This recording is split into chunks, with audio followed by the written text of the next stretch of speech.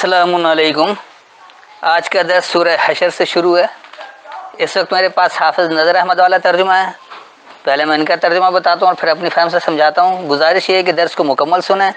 اور پھر سوالات جو ہے وہ روایتی ترجمے سے نہیں کریں بلکہ ترجمے پر آپ غور کر لیں تو بہت سارے سوالات کے جوابات خود ہی مل جائیں گے۔ سبح للہ ما فی السماوات وما فی الارض وهو العزیز الحکیم۔ اللہ کی پاکیزگی بیان کرتا ہے جو بھی آسمانوں میں ہو اور جو بھی زمین میں ہے، اور وہ غالب حکمت والا ہے۔ اب دیکھیے یہاں پر ایک تو اللہ کی پاکیزگی، کیا اللہ کی کوئی ناپاکی بھی ہے کہ اس کو بیان کرنے کی ضرورت ہے؟ اس کے بعد کہہ رہے کہ زمین و آسمان میں غالب حکمت والا ہے۔ اب یہ حکمت سے کیا مطلب ہے؟ حکمت ہمارے ہاں عیاری کو کہا جاتا ہے کہ بڑے خوش اسلوبی سے چاپلوسی سے بات کو گھما دیا، تو یہ حکمت کی کوئی بات ہی نہیں ہے۔ آئیے دیکھیے یہ کیا ہے۔ سب بہا، فرما برداری اختیار کرتے ہیں، فرما برداری میں تیرتے ہیں۔ سبے کا مطلب ہی فرما برداری میں تیرنا ہوتا ہے۔ للہ، اللہ کے لیے، ما فی السماوات، جو بلندیوں میں، وما فی الارض، اور جو پستیوں میں، وہ العزیز الحکیم، اور وہی غالب حکم دینے والا ہے۔ تو جو خاص بلندیوں میں اور خاص پستی میں ہے، اللہ کے لیے فرما برداری اختیار کیے ہوئے اور وہی غالب حکم دینے والا ہے۔ هو الذی اخرج الذین کفروا من اہل الکتاب من دیارہم لاول الحشر ما ظننتم ان یخرجوا وظنوا انہم مانعتهم حصونهم من اللہ فآتاهم اللہ من حیث لم یحتسبوا وقذف فی قلوبهم الرعب یخربون بیوتهم بأیدیہم وأیدی المؤمنین فاعتبروا یا اولی الابصار۔ وہی ہے جس نے نکالا اپنے اہل کتاب کے کافروں کو ان کے گھروں سے، ان کے پہلے ہی اجتماع لشکر پر تمہیں گمان بھی نہ تھا کہ وہ نکلیں گے، اور وہ خیال کرتے تھے کہ ان کے قلعے انہیں اللہ سے بچا لیں گے، تو ان پر اللہ کا غضب ایسی جگہ سے آیا جس کا انہیں گمان بھی نہ تھا، اور اللہ نے ان کے دلوں میں رعب ڈال دیا اور اپنے ہاتھوں سے اور مومنوں کے ہاتھ سے اپنے گھر برباد کرنے لگے۔ تو اے بصیرت کی آنکھوں والو، عبرت پکڑو۔ اب دیکھیے یہ روایتی ترجمے سے یہ آیت ماضی کا یہ قصہ بن جاتا ہے، حال میں تو ہو نہیں سکتا کیونکہ وہ قلعوں کی ضرورت ہی نہیں، اوپر سے بمباری کریں گے ویسے ختم ہو جائے گا، تو آیت ہی بیکار بن جاتی ہے۔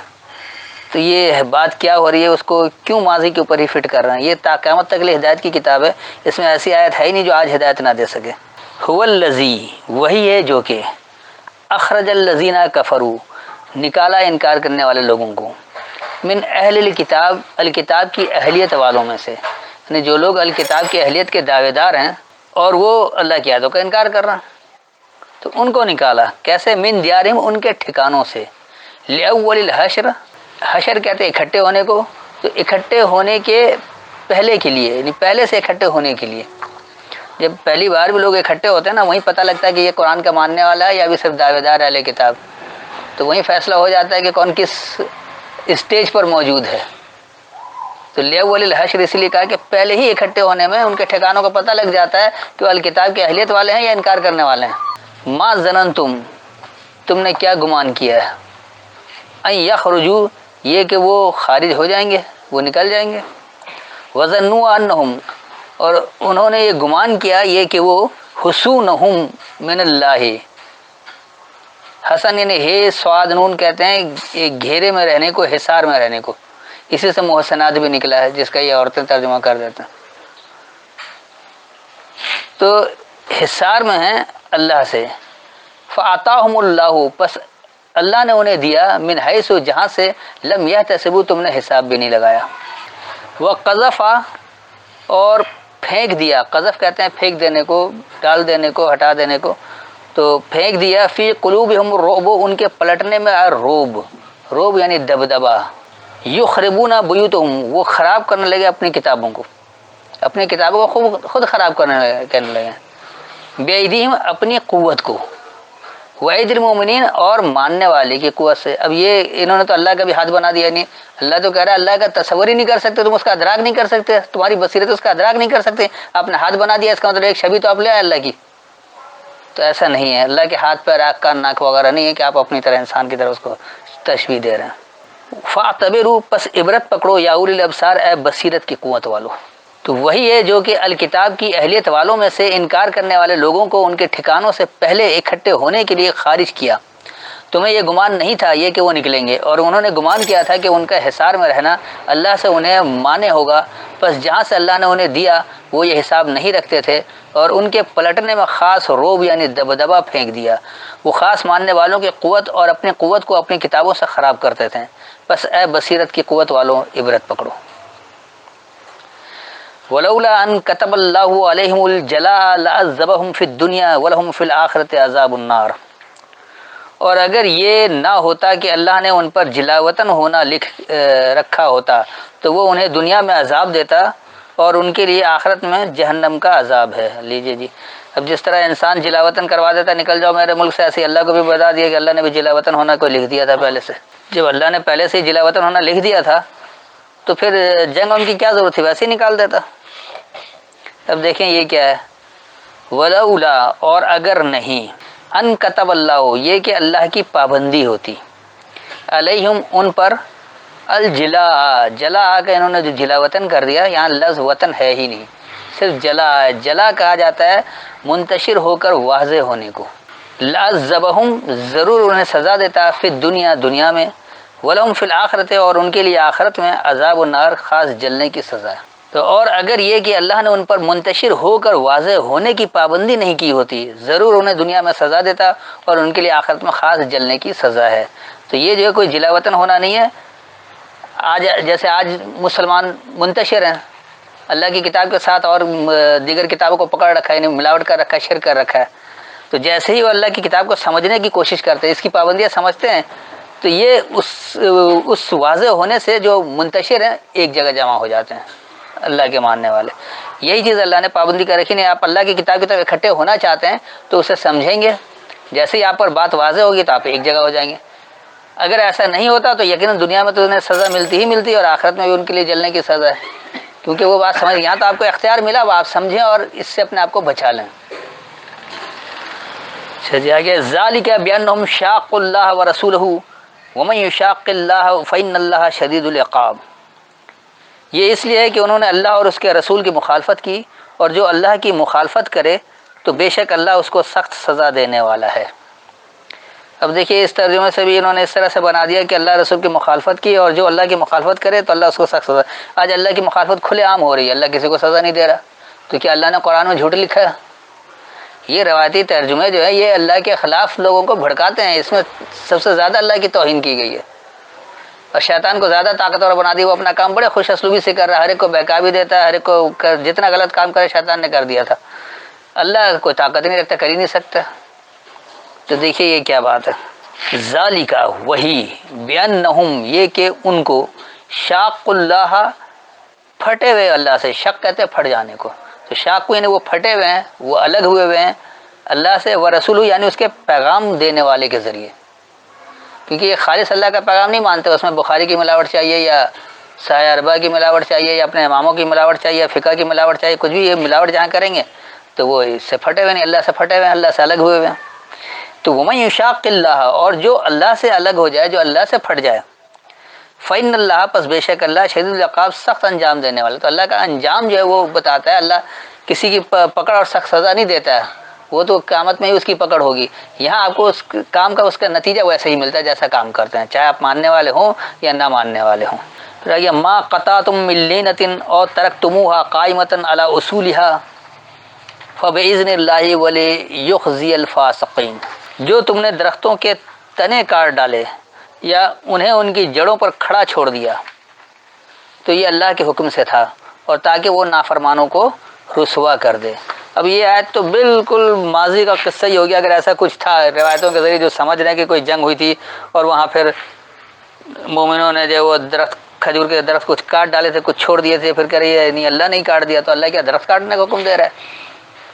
اور اس سے کسی کو کیا اصلاح ہوگی یا کسی کی کیا کردار سازی ہوگی؟ اور یہ کہہ رہے کہ اللہ کے حکم سے، اور نافرمانوں کو اللہ رسوا بھی کرتا ہے، تو رسوا کیا درخت، کھجور کا درخت کاٹنے سے کوئی رسوائی ہوگی؟ تو ممکن ہے یہ کسی عرب کے خطے میں جس کا صرف کھجور کا ہی باغ ہو، اس کے ساتھ تو شاید ایسا ہو جائے کہ کاٹ دیا تو رسوائی ہو گئی، لیکن باقی لوگوں کے لیے کیا ہے؟ جو تجارت کرے، جو کاروبار کرے، آج دنیا بھر کے جو لوگ ان کے لیے کیا ہے؟ یہ تو قطعی غلط ہو جائے گا۔ تو دیکھیے یہاں بات کیا ہو رہی ہے، اور یہ اچانک ایسا کیوں آ گیا کہ یہ بغیر جنگ کے کوئی درخت کاٹ رہا اور کھڑا چھوڑ رہا ہے؟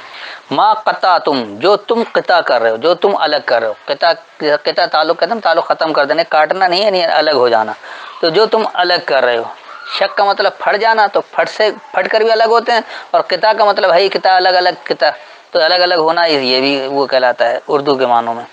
تو جو تم الگ ہو رہے ہو من لینۃ، نرمی سے، لین تو کہتے ہیں نرمی کو، جو کہتے ہیں لینہ قلوبہم، تم نرم دل ہو، وہاں تو یہ ترجمہ کرتے ہیں، وہاں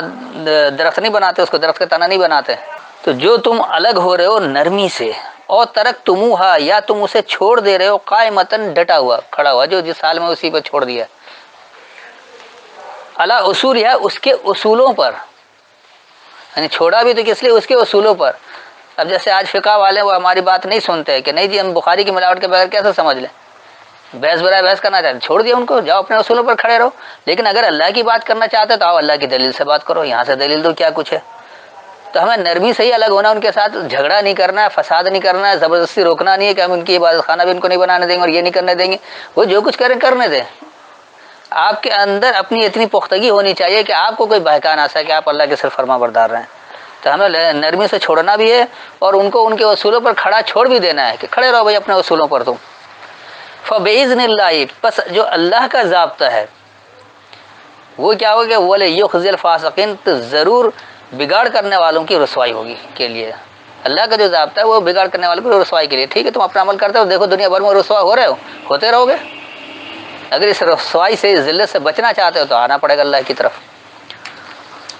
تو جو تم نے نرمی سے قطع کیا یا الگ کر دیا، کاٹ دیا، تو تم نے اسے اس کے اصولوں پر ڈٹا ہوا چھوڑ دیا، یا قائم رہنے والا یا جمع ہوا چھوڑ دیا۔ بس اللہ کا ضابطہ ہے، اور بگاڑ کرنے والوں کو یہ رسوائی ہے، جو بگاڑ کرنے والے ان کے لیے رسوائی ہے۔ وما آفا اللہ علی رسولہ منہم فما اوجفتم علیہ من خیل ولا رکاب ولکن اللہ یسلط رسلہ علی من یشاء واللہ علی کل شیء قدیر۔ اور اللہ نے اپنے رسول کو ان بنو نصیر سے جو مال دلوایا، تو نہ تم ان پر گھوڑے دوڑائے تھے اور نہ اونٹ، بلکہ اللہ اپنے رسولوں کو جس پر چاہتا ہے مسلط فرما دیتا ہے، اور اللہ ہر شے پر قدرت رکھتا ہے۔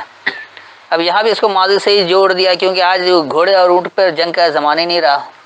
تو یہ تو بیکار ہو گئی۔ پھر اللہ اپنے رسول کو مسلط کر دیتا ہے، تو یہ بھی غلط ہے کہ کسی کو مسلط اللہ کر دے پھر کہے کہ یہ لوگ سدھر گئے، تو ایسا تو ممکن، یہ بھی غلط ہے، زیادتی ہے۔ اس کے بعد کہہ رہے کہ اللہ ہر چیز پر قدرت رکھنا، تو اللہ ہر شے پر قدرت رکھتا ہے، تو وہ کوئی اصول کے تحت ہے، کوئی ضابطے کے تحت ہے، یا ایسا ہی ہے؟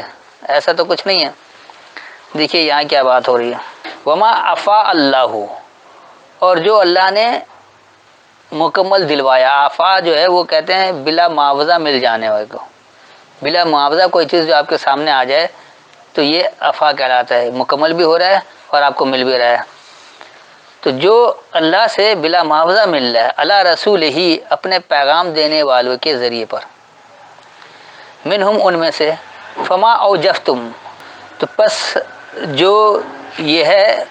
اب انہوں نے تو جفتم کا کر دیا دوڑانا، جبکہ یہ دوڑانا نہیں ہے، جف کہا جاتا ہے اس کو مضطرب ہونے کو، پریشان ہونے کو، بڑے جفاکش ہو، مشکل سے جو سخت کام کرتا ہے اس کے تحت ہی آیا ہے۔ علیہ، اس پر، من خیل، کسی خیال سے، خیل خیال کے لیے، ولا رکاب، اور نہ ترتیب وار سے، رکب کہتے ہیں ترتیب وار ہونے کو، ولیکن اللہ، اور لیکن اللہ، یسلط رسلہ، وہ سلطان دیتا ہے اپنے پیغام دینے والوں کے لیے۔ یسلط یہ تسلط جمع کرنا نہیں ہے، بلکہ دلیل سے واضح کرنا، تو اپنے پیغام دینے والے کے دلیل کے ذریعے، علی من یشاء، اس پر جو یہ چاہے، واللہ، اور اللہ، علی کل شیء، ہر ایک شے پر، قدیر، پیمانہ دینے والا ہے۔ اور جو اللہ نے ان میں سے اپنا پیغام دینے والے پر بلا معاوضہ دلوایا، پس تم اس پر خیال سے اور نہ ہی ترتیب واری سے یا ترکیب سے مضطرب ہوئے یا پریشان ہوئے، اور لیکن اللہ جو یہ چاہے اس پر اپنا پیغام کے ذریعے یہ دلیل دیا، اور اللہ ہر ایک شے پر پیمانہ دینے والا ہے۔ ما افاء اللہ علی رسولہ من اہل القری فللہ وللرسول ولذی القربى والیتامى والمساکین وابن السبیل کی لا یکون دولۃ بین الاغنیاء منکم وما آتاکم الرسول فخذوہ وما نہاکم عنہ فانتہوا واتقوا اللہ ان اللہ شدید العقاب۔ اللہ نے بستیوں والوں سے جو مال اپنے رسول کو دلوائے تو وہ اللہ کے لیے ہے اور رسول کے لیے، اور رسول کے قرابت داروں کے لیے، اور یتیموں، مسکینوں اور مسافروں کے لیے، تاکہ دولت نہ رہے تمہارے مالداروں کے ہاتھوں کے درمیان گردش کرتی، اور تمہیں رسول جو عطا فرمائیں وہ لے لو، اور وہ تمہیں جس سے منع کریں اس سے تم باز رہو، اور تم اللہ سے ڈرو، بے شک اللہ سخت سزا دینے والا ہے۔ یہیں سے یہ لوگ لیتے ہیں کہ جو رسول دے بس اس کو لے لو، اور جس سے رسول روک دے اس سے رک جاؤ۔ تو رسول تو آج موجود ہی نہیں ہے، ہم کس سے لیں گے؟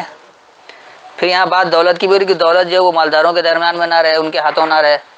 تو آج اگر دولت کسی رسول کو مل رہی، جب رسول ہی نہیں ہے تو ملے گی کس کو؟ اور تقسیم کون کرے گا؟ پھر تقسیم بھی کروا رہے رسول کے رشتہ داروں کو، تو باقی جو لوگ اور جن کے پاس نہیں، اگر وہ بھی مستحق ہے تو ان کا کیا بنے گا؟ تو یہ ہے سارے روایتی ترجمہ نے اس کو ماضی کا قصہ بنا دیا، ماضی کی کتاب ہے یہ، حال میں تو قابل عمل ہے ہی نہیں، اور نہ مستقبل میں ہوگا،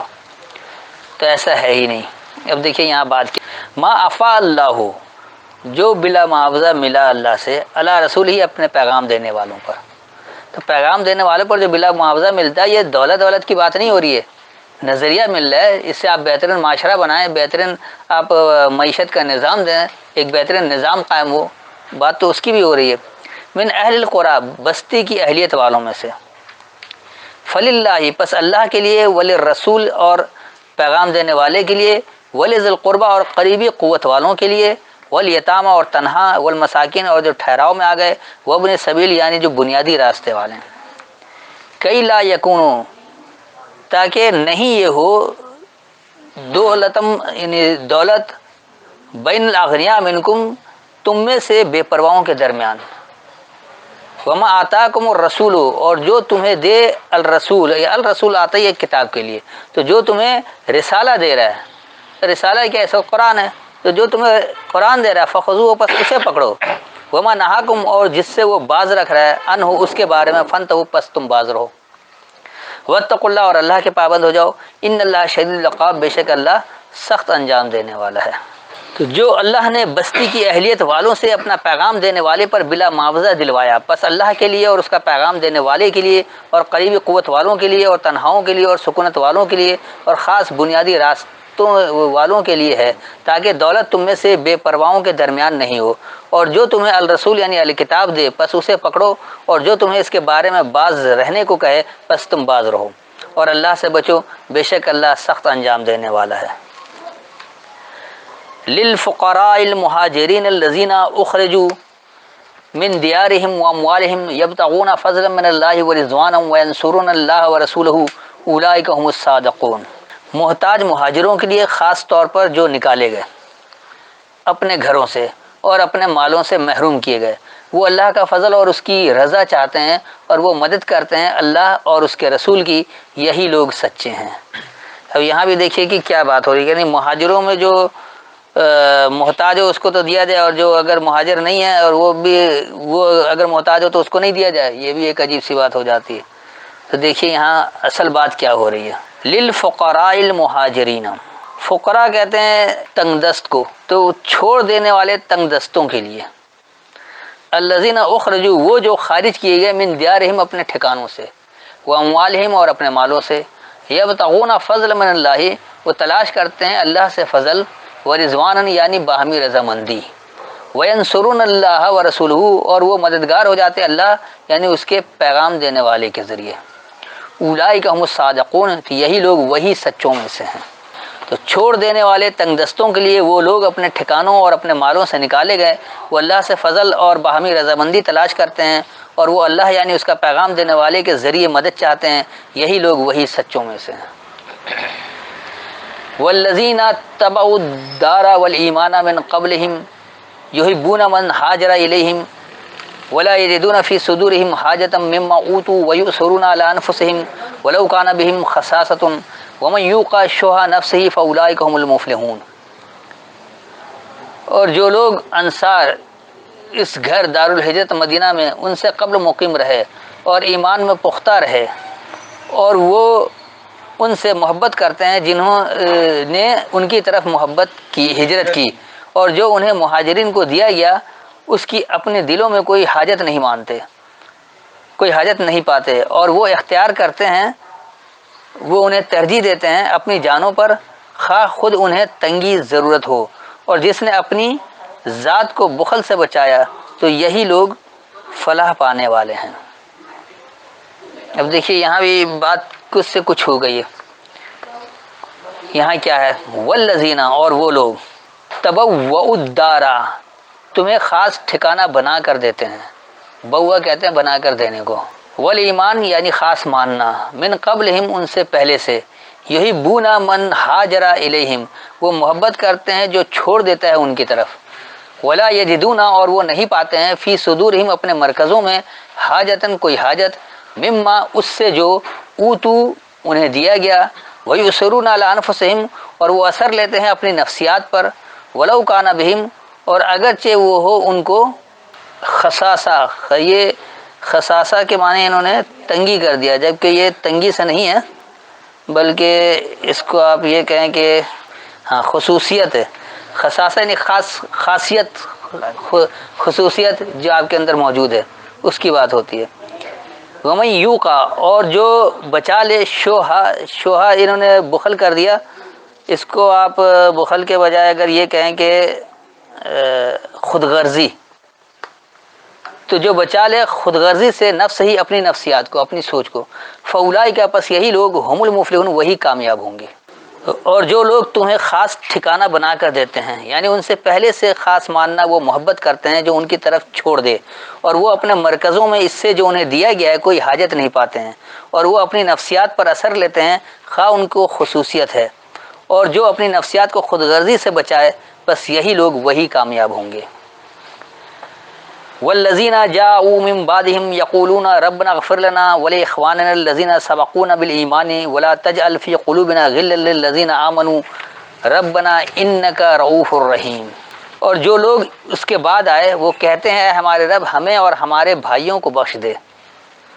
وہ جنہوں نے ایمان میں ہم سے سبقت کی، اور جو ایمان لائے، ہمارے دلوں میں ان لوگوں کے لیے کوئی کینہ نہ ہونے دے۔ اے ہمارے رب، بے شک تو